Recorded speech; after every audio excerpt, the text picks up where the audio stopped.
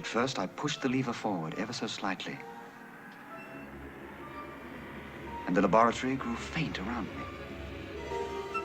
60 years ago this month, Rod Taylor took control of the most elegantly designed science fiction contraption ever and headed for the distant future in The Time Machine, director George Pal's Oscar-winning screen version of H.G. Wells' classic story.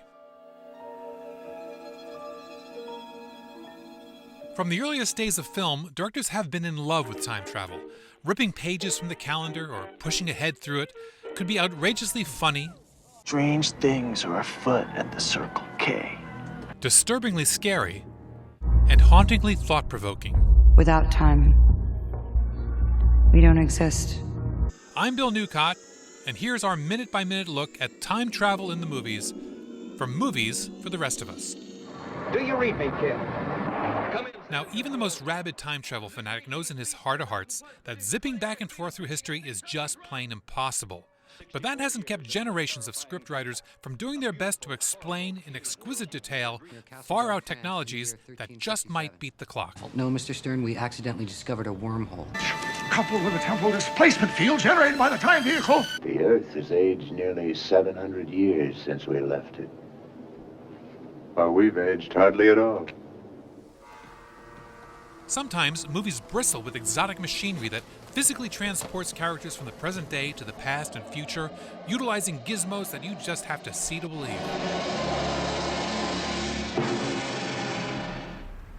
This is going to sound strange. On the other hand, time travel is often portrayed as an internal journey, powered by the mind. But the men in the family can travel in time.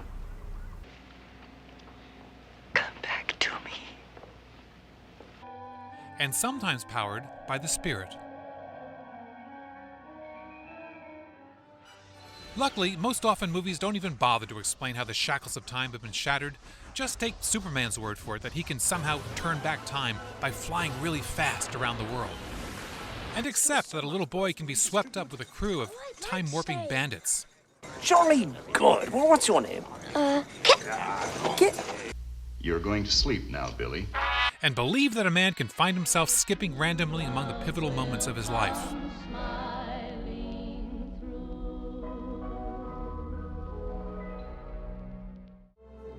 And don't be dismayed when Meg Ryan jumps off the Brooklyn Bridge. She's just going to find love in the 19th century. I love you. I love you. Give me a tab. Tab? I can't give you a tab unless you order something. All right, give me a Pepsi free.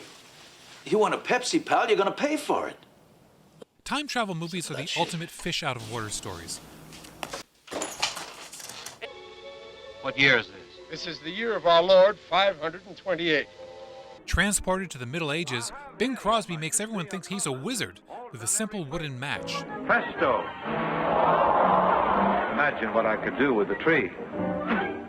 And a team of time-traveling scientists finds it hard to go unnoticed in Nazi Germany. I'm Bill. This is Ted. And Bill and Ted bring a whole new perspective to the teachings of Socrates. Oh, I'm sorry. Socrates.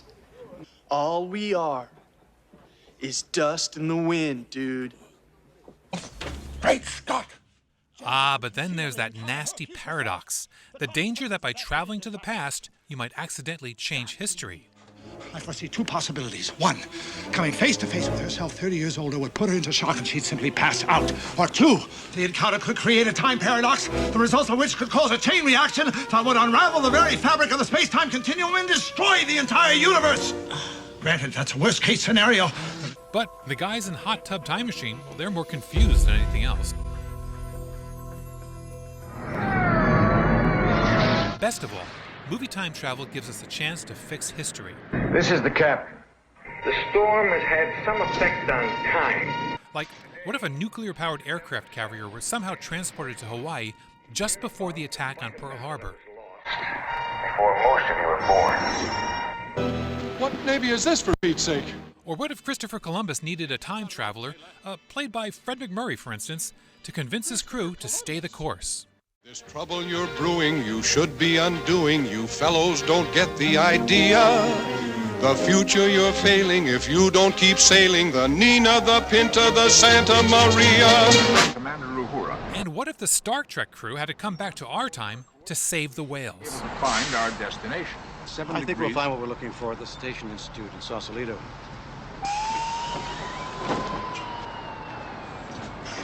What does it mean, exact change?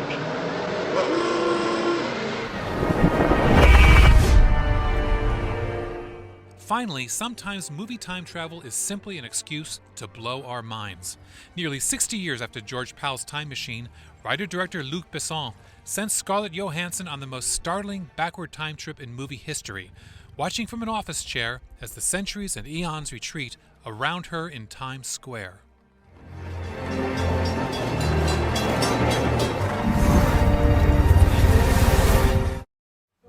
When you think about it, we have a time machine at our fingertips right now, a device that can turn back the clock and give us tantalizing glimpses of the world to come. It can speed up time, and it can slow time down.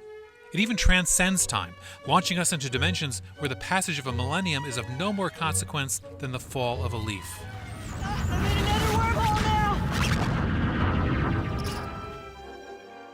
That's the movies.